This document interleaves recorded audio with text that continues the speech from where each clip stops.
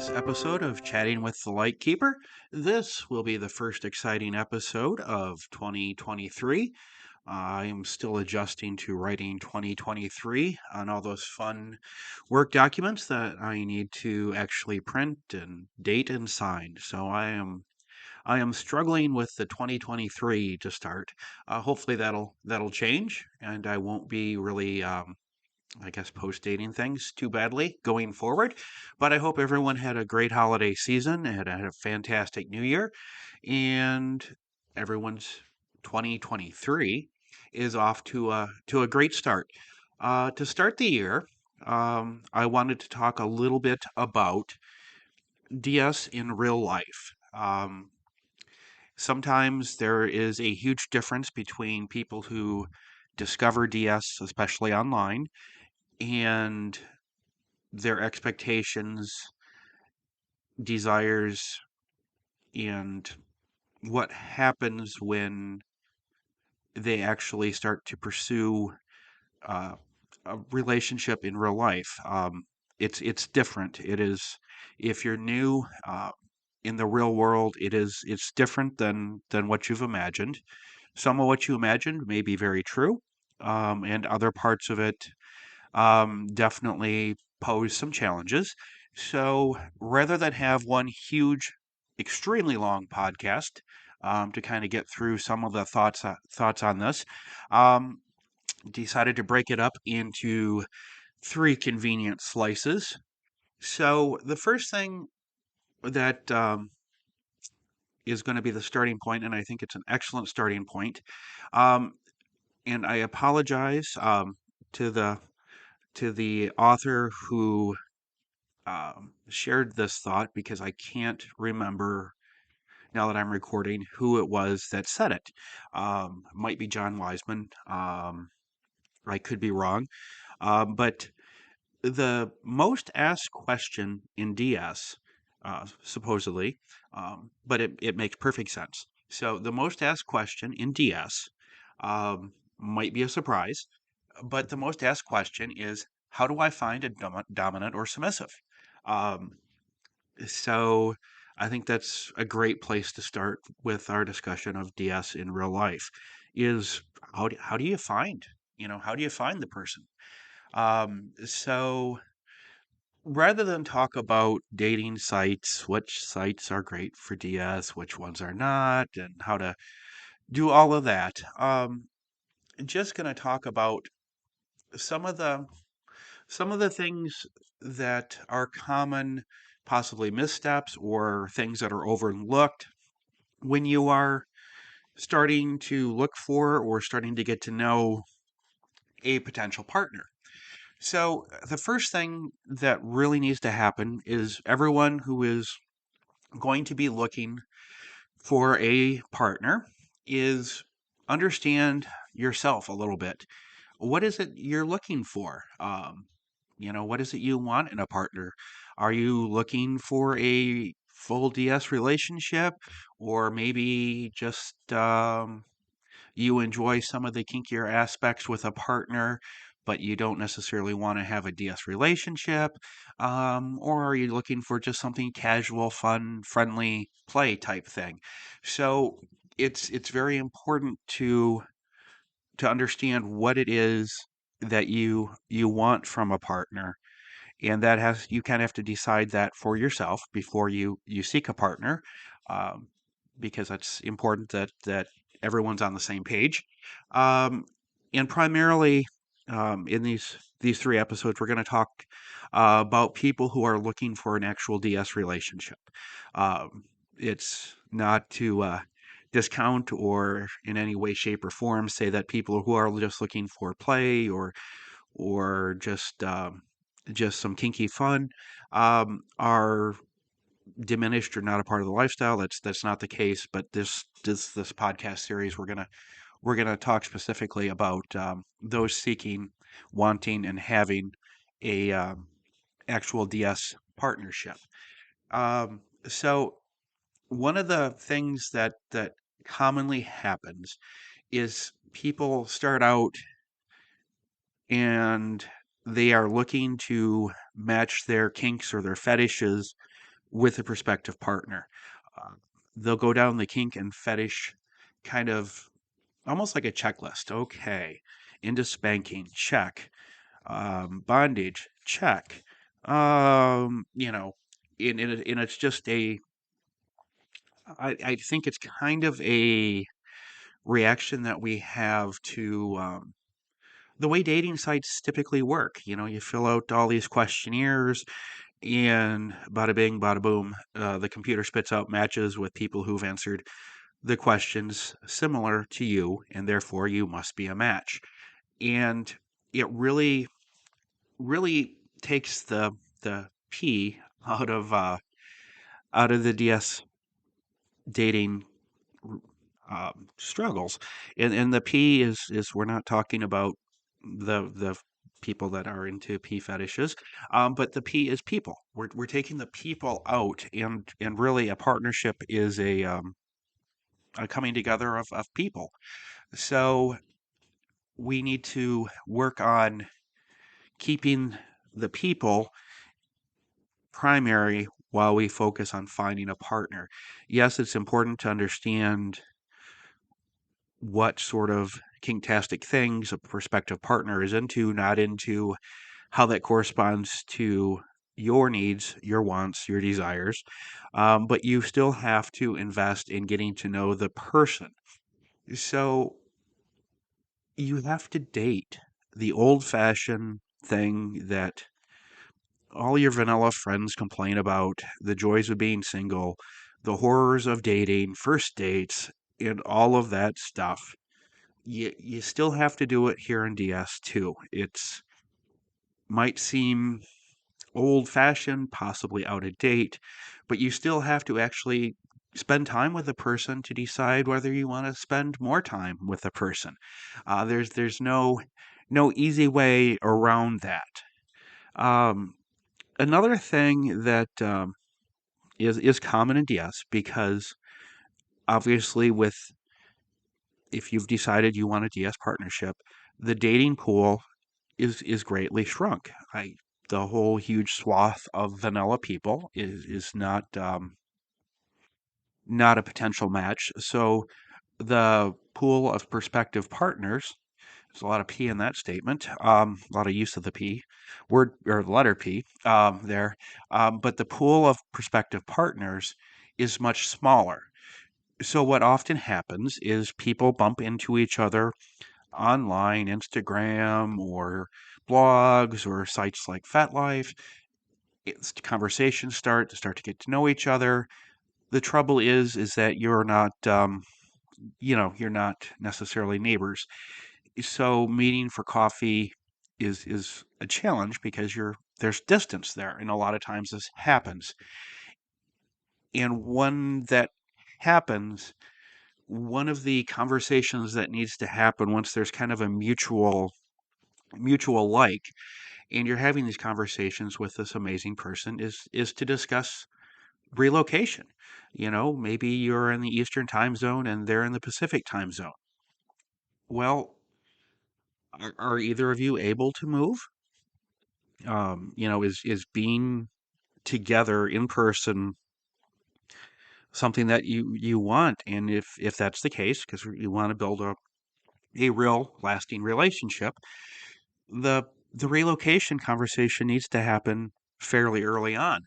And it's obviously something that's fluid, it can change, but it does need to be discussed because so many of us are tied to geographic locations. Perhaps you have children in school that you don't want to uproot and move across country. Perhaps your career, where you're at in your career, doesn't allow you to pick up and move. Or maybe you're at a spot with your career where you can pick up and move, or you're willing to start over um, career wise for a new person or the right person. So you need to have that relocation conversation fairly soon. It's something that happens often is people meet or not well they meet but not in person and have these wonderful conversations, do wonderful video chats and really find the other person to be fantastic. And then it comes down to, oh, you can't move. I can't move, and then suddenly they're stuck in a situation where is the partnership just going to be something that's through a screen or just voice conversation, text conversations. So if you really want to have that in-person connection and build that in-person partnership, there needs to be a conversation about relocation. And especially if you're going to be in person, which I think is the goal for those people that are seeking an actual true DS relationship in person. So you have to discuss the relocation. You have to spend time together. It's great to have amazing phone calls, video chats, and all those wonderful things, but you need to actually spend time together.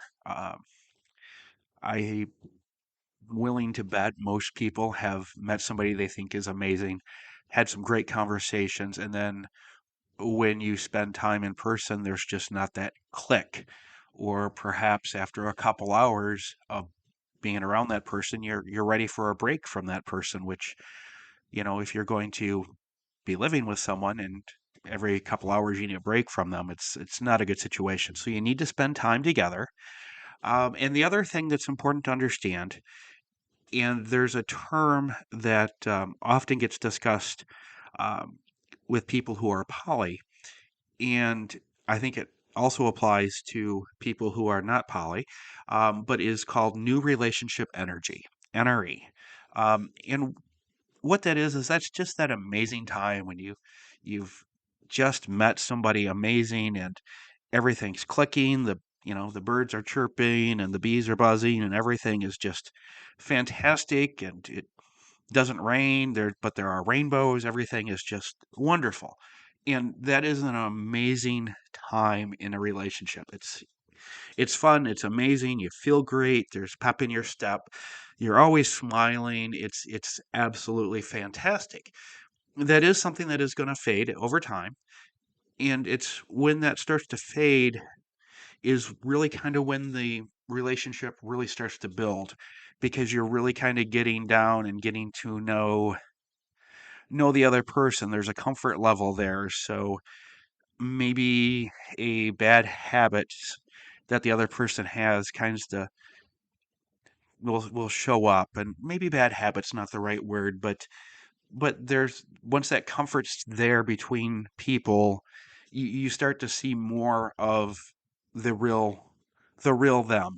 And so once that NRE fades, you start to build that relationship. So it's important to not jump in feet first and go all the way in the deep end until that NRE really has faded and allowed you to start to build an actual partnership.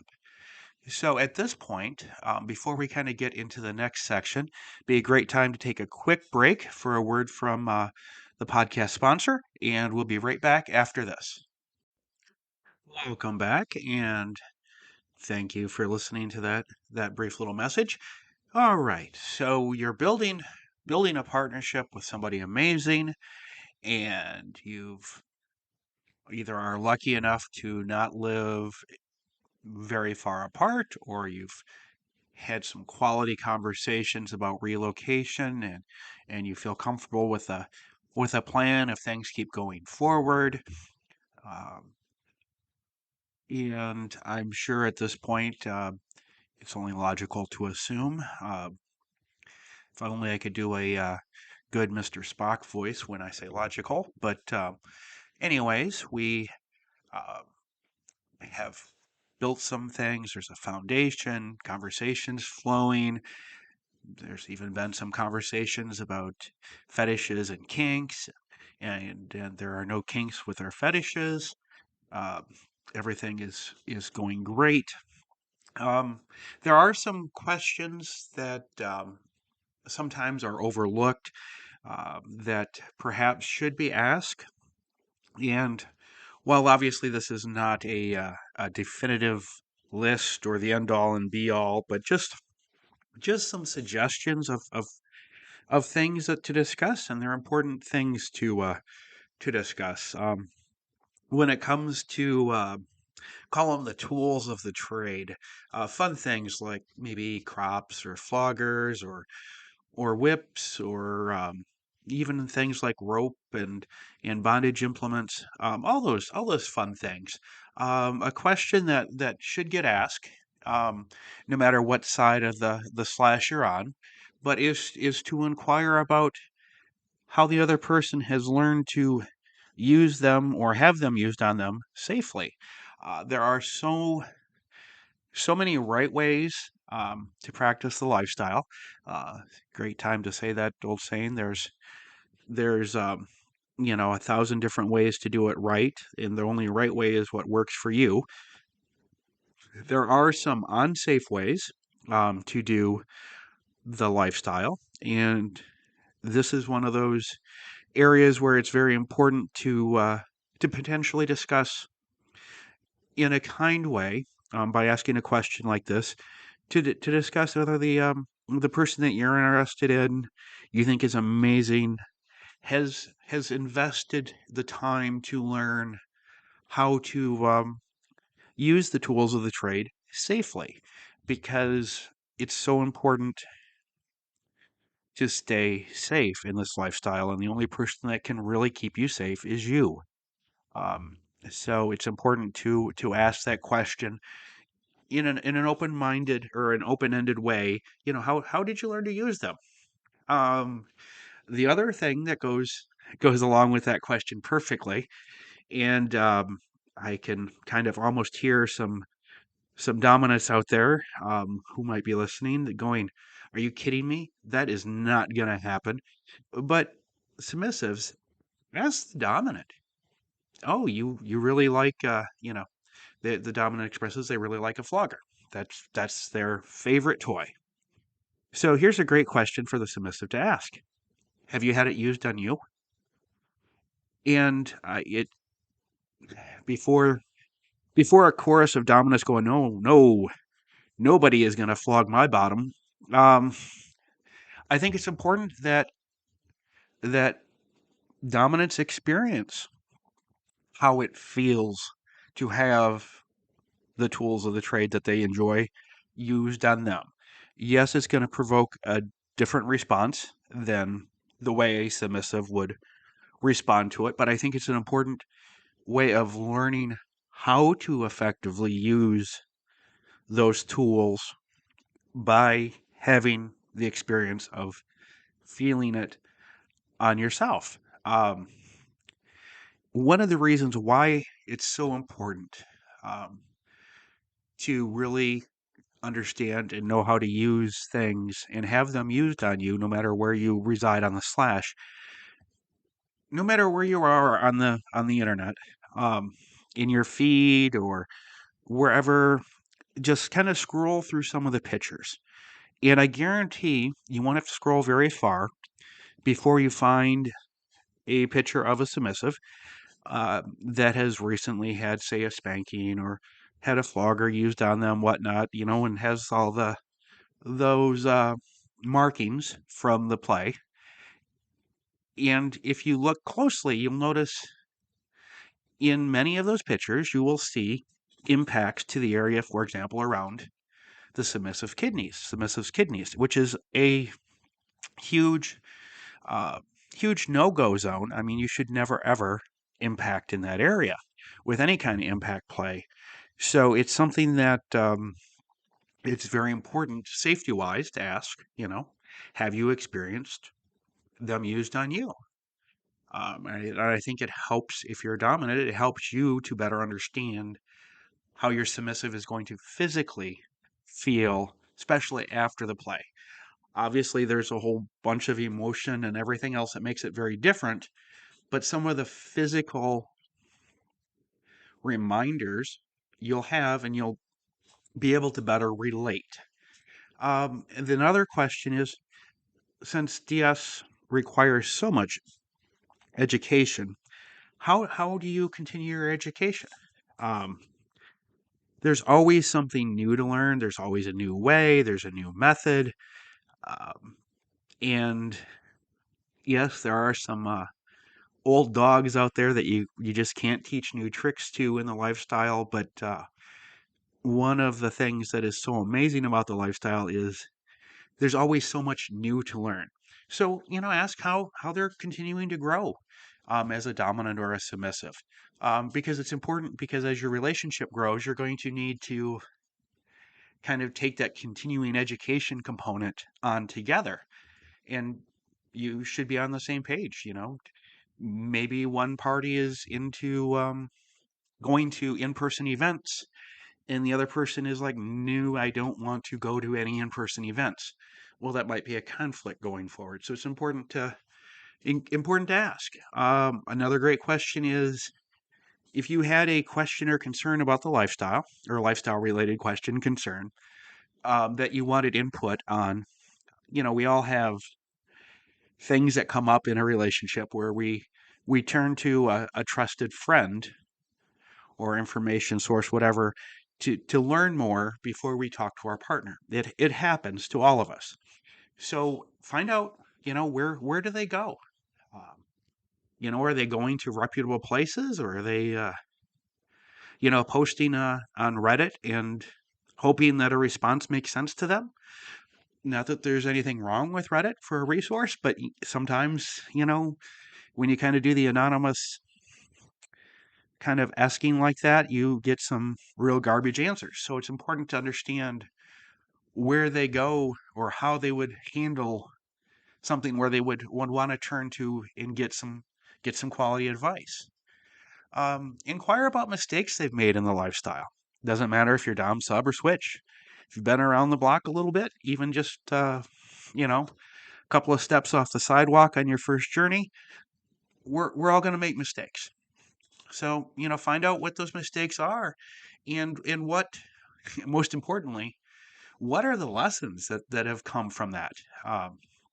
And that's important because there are many people in the lifestyle, especially online, especially on the dominant side, who, for whatever reason, don't, maybe it's the internet, but they seem to think of themselves as picture perfect. And so it's important to realize that if you're dealing with the picture of perfection, any mistakes that happen in that partnership are going to be your fault.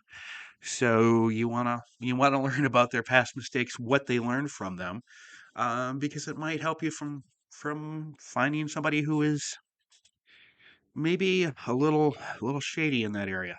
Um, Another question to ask, and probably if you already had a few lifestyle discussions, it's come up, but what are some of the things that you want to explore with the right person? Things that you haven't explored yet because you want to explore with somebody that you are in a partnership with.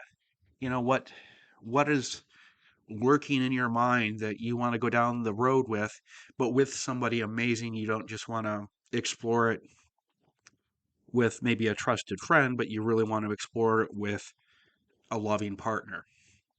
And you also need to ask and inquire and get to know the vanilla side of the person. You can't just, keep it all kink all the time, because unfortunately, here on planet Earth, last time I looked at the globe, there's no place called Kinklandia where you can live DS all the time.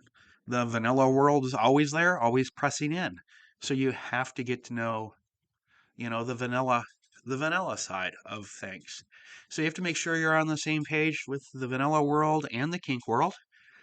Another question that always surprises me, and I guess things shouldn't surprise me anymore, especially on the internet. But one of the surprises is the number of people who get involved in a relationship and then find out that this amazing partner is not open to, say, poly, and the other partner is a poly person. And suddenly you have a huge conflict because they're really, two different styles, and this amazing person, but one person wants something the other person just can't give. So it's important to have the discussion of whether whether, you're going to have a mono relationship, poly, open, something in between, however, whatever works. But, how do you see the relationship going forward? What do you want in that regard? And a quick kind of note about poly, DS, the internet, and all of that stuff. You will find a lot of people online in the DS community, um, or in and around the DS community. They may not be DS per se, that are poly. One of the reasons is that the DS community is very open, very welcoming. It's a place where people who are poly are welcomed. They're often not judged because they're poly, which the vanilla world would do, typically does do. So you'll run into a lot more people who are poly in the DS community, but I truly believe that most people in the DS world typically are more mono based. But it's welcoming, so you find more people who are open about it, which is wonderful. So don't think that if you're coming to DS and you don't want to have a poly relationship, that somehow you're an outsider. That is so not the case. Um, the other thing, submissive kind of be wary of, you see it a lot with new dominants. They've come to the lifestyle, they've decided they're dominant, they've read a couple articles, and they've looked at a lot of sexy pictures, and they've decided that they are dominant. And oh yeah, by the way, they want to have multiple submissives. It's very common for the instant dominant to not only decide that they are dominant, but they also need more than one submissive, and it should be kind of a red flag. It's fine, in my opinion, for a dominant to be new and express that they think that poly is something they would like to explore in the future. But DS is so deep, so complex, that to jump into dominance and then jump into being poly is just, it's a recipe for disaster, honestly. So it should be a red flag if somebody is a new dominant and also immediately wanting to have multiple submissives. Um, the one kind of caveat to that would be somebody who came to the lifestyle, but they were already a poly person. They've already experienced poly and they've come to the lifestyle to explore DS, but that poly component has already been a part of their lives. So they're not new to that component, they're just new to the DS side of it. So that's kind of the caveat there. But it's important to have that question. Um, the next thing is to talk about how you see DS working in your real life. Where do you see DS as appropriate? Where do you see it as inappropriate? There are, everyone is different in how they incorporate DS with their everyday life. So it's important to talk about that because there are various areas which are going to be off limits and other areas that are going to be welcomed. The DS components can be welcomed into it. So you need to discuss it. Another thing that happens as a DS partnership starting to bud and the flowers kind of starting to blossom, there's a natural flow where dominants will typically, they don't, order is such a strong word, but they'll make little requests of a prospective submissive, and the prospective submissive is open and excited for these little requests. Maybe it'll be, could you wear red today, or maybe the submissive will say, hey, I'm getting my going to the nail salon after work. What color do you think you would like my nails? Little things like that happen, and it's kind of that part of that feeling out stage. So a little piece of advice for submissives when you're in that feeling out stage, and let's use the nail salon as an example. You ask, the prospective D type, what color are you thinking for? Would you like, if we were together, would you pick for my nails? And let's say the D type comes back and says, "Oh, bright red because you're a passionate person," to remind you, to be passionate. Well, perhaps this would be a good time for the submissive to say no. Just to see, get the reaction from the dominant. How do they respond as a person to not getting what they want? Are they going to turn into a an adult 2-year-old and throw a temper tantrum? Are they going to ask why? And just maybe it's because maybe right isn't right because you have a work event and you're wearing a different color that red just wouldn't work for.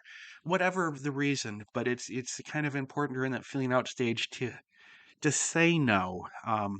Or if you're dominant, this might sound bad, but I'm gonna say it anyways. Ask something that is not, I don't want to say inappropriate, not like it's an inappropriate question, but something that you feel the submissive should either maybe push back a little bit on or ask like, why are you asking this of me? To kind of get their reaction. Are they going to be open to having a dialogue about request and ask and expectations and all of that sort of thing? So it's important in that feeling out stage to find out whether there will be a natural give and take, because there'll be times when a submissive has to say no to their dominant. And there's going to be times when a dominant is going to want their submissive to speak up and say, you know, that might not be the best idea because. So it's kind of this early feeling out stage is a great time to get a handle on how a prospective partner will handle those times when there needs to be feedback and discussions. Because dominance, when you lead a relationship, leading is not selfish. Perhaps you've heard the JFK quote, ask not what your country can do for you, but ask what you can do for your country. To corrupt that, I'm a history geek. So in the DS lifestyle, dominance, it's not about what your submissive can do for you. It's all about what you can do and do for your submissive. And the more you do and the more you give to your submissive, the more they will give back to you. And it'll just keep feeding the dynamic and feeding your relationship. Another thing that, we talked just a second ago about dominance asking, doing for your submissive rather than having your submissive do for you, and how that feeds both dominant and submissive. It doesn't mean that if you're a dominant, you are setting aside your dreams and focusing on making your submissive's dreams come true. You're definitely not setting aside your goals, your dreams, your wants. But when you're putting your submissives first, it's going to help them blossom and grow as a person, and they are going to give that back to you by doing the same for you with your dreams and desires and all of that stuff. And since we're kind of talking about dreams and desires, launches right into what's next in the thought process, and this is fantasies. Fantasies are wonderful. But in DS, fantasy and reality are often two completely different things. Now, it's not bad that fantasy and reality are there. Fantasies are great. I believe they're healthy and amazing, but especially if you're new to DS, how you think something is going to feel or how you think a fantasy is going to come out and the reality of it can be two very different things. And a lot of times, newer DS partnerships will jump into fantasy exploration together. And there's nothing wrong with exploring fantasies. It's healthy, it's good. Um, but make sure that as you're starting to explore them, the fantasies and desires that you're exploring are things that are going to strengthen the relationship. Um, one of the most common fantasies out there, if you haven't guessed, if is the male dominant wants to have a threesome with two submissive females. Not that there's anything wrong with that fantasy. Um, Perfectly normal fantasy. The trouble is that in an early on in a relationship, obviously bringing somebody in intimately into the mix can cause a whole slew of new problems, especially when there isn't, time to have really build confidence in the partnership. So make sure that when you jump into Fantasyland, that you're jumping in and exploring things that are going to strengthen the partnership rather than, bringing to life something that might actually do more harm than good. Speaking of more harm than good, there are a lot of myths that surround DS relationships, especially from people who haven't lived them. And man, sometimes these sound so good and it makes the lifestyle seem even more intriguing and powerful. But unfortunately, we need to talk about them because they're just not true. One of the first is that somehow having a dominant or a submissive will just miraculously fix the hard days in life. Um, it doesn't. Hard days happen. Bad days happen. Going half mad days happen. And they happen at the same level that they happened before you came to DS, before you found a partner. The what DS is going to do is you've found a partner, so you have somebody to share those crazy days with, someone to support you during those crazy days. But DS doesn't fix them or stop them from happening. So it's so important to actually have that vanilla connection and be a partner. You still have to be a partner, just like your completely vanilla friends do. It doesn't change that. Another myth is that somehow here in the DS lifestyle, dominance, especially male dominance, are the last bastion of gentlemanly men. If you are a vanilla man, you just can't be a gentleman. Well, that's crap. Gentlemanly behavior happens in vanilla men, submissive men, switch men, dominant men, and there are dominant men that are asshats. So that's crap. Just because somebody is a dominant male doesn't mean that they're miraculously a gentleman. It isn't. Another myth is that DS is better than vanilla. Well, yeah, if you're into the DS lifestyle, if that's part of who you are or what you are, yeah, it's better than vanilla because it fits you. But just because, you know, John Q. Public over there isn't into DS, well, DS isn't going to be better for him because he's not into it. So DS isn't better than vanilla. Vanilla isn't better than DS. It's just about finding what works for you. Another one is when you find a lifestyle partner, they'll always give 110%. Once again, we live in the real world. That's just not the case. Some days, it's going to be 80-20. Some days 70-30. Some days 50-50. Then there'll be the amazing days where it's both people being able to give 110% to each other. But life happens. Once again, it's about being a partner. It's not going to be all 110% sunshine and rainbow days. Another one is because you're in a DS relationship, there will be less conflict. Now, there'll still be conflict, there'll still be disagreements, perhaps less, perhaps more. Once again, it all depends on the partnership. DS does require the ability to have hard conversations. Um, so sometimes you'll find two people that communicate very effectively with each other, and so their relationship will seem to have less conflict and disagreements because they communicate so well. And you'll see other DS partnerships as you're around the lifestyle where Holy crap, it is a walking drama show because they can't communicate effectively together. So it's, once again, it's a partnership, and you have to have conversations that are not easy. There will be disagreements. So you need to be able to communicate effectively with your partner.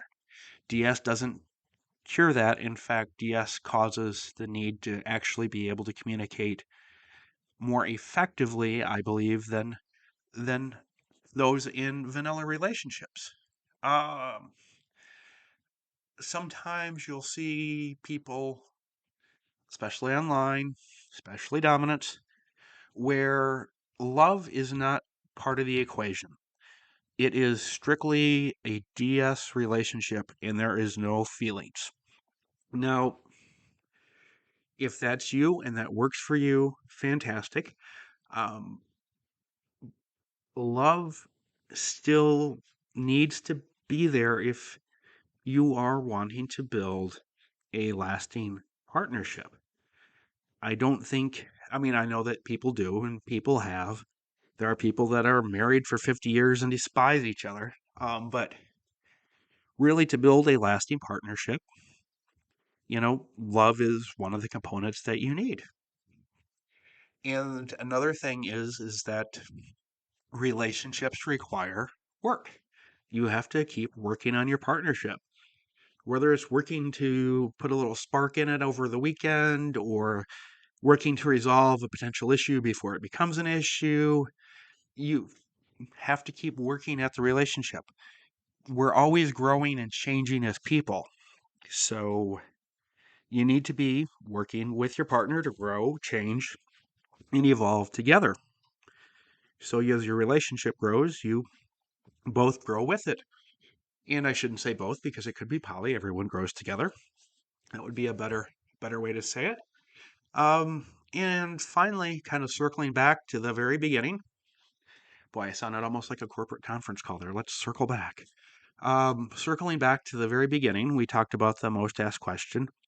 How do you find a dominant? How do you find a submissive? How do you find a switch? Well, obviously, we talked about online how a lot of people meet and there's distance.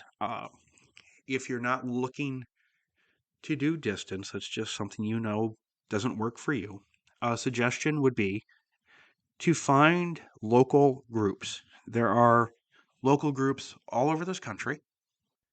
But there are local groups all around. Even if you're in a small town, I live in a smallish town area. Where the county seat has a population. I think around 26,000 people, which I know for some people it's not small. It's a booming metropolis to others.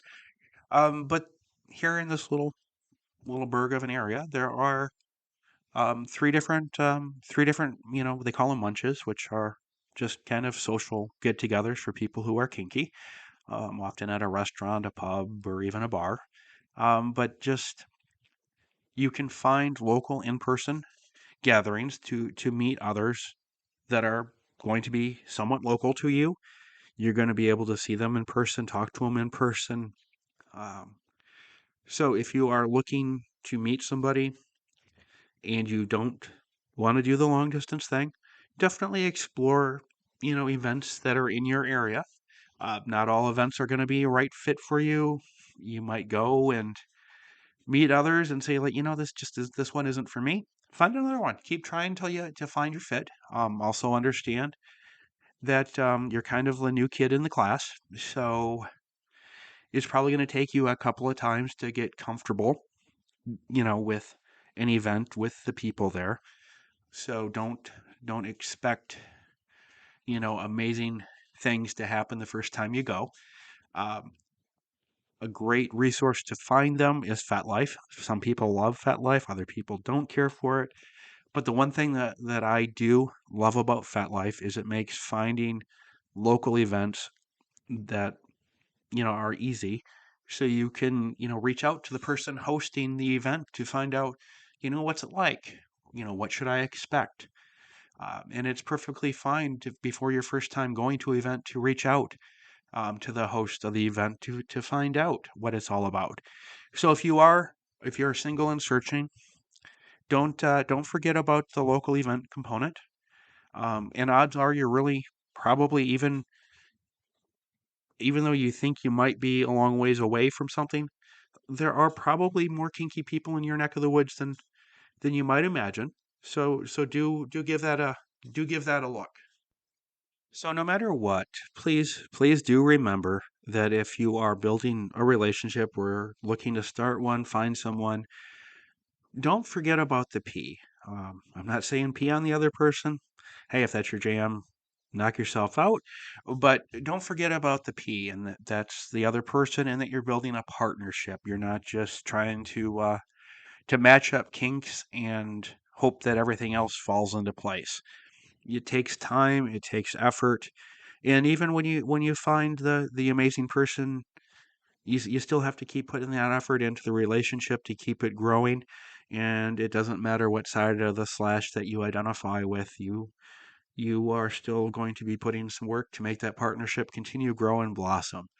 So please please don't forget that. And I also want to thank you for listening. Once again, it's 2023 now, so happy new year. um, if you are listening on Spotify mobile, um, there's question there after the episode description. I'd love it to hear your feedback. But what advice would you share with someone who is newer to a DS partnership or is searching for possibly their first DS partnership? What advice would you share with them? And there's also going to be a little poll there to answer. Um, Finally, please don't forget to click the follow button so you never miss an episode of Chatting with a Lightkeeper. And I look forward to chatting with you again soon for part 2 of the series on DS in real life. And what we're going to be talking about in the next episode will be a little crime and punishment. Not going to read I can't say it. My tongue is too twisted right now to say it, but the Russian author who wrote Crime and Punishment. And it's a long, boring read. But I promise the podcast version of that will be much shorter and much more entertaining than the novel. So I look forward to chatting with you soon when we talk about the accountability side of DS in real life. Until then, stay kinky and have a wonderful start to your 2023.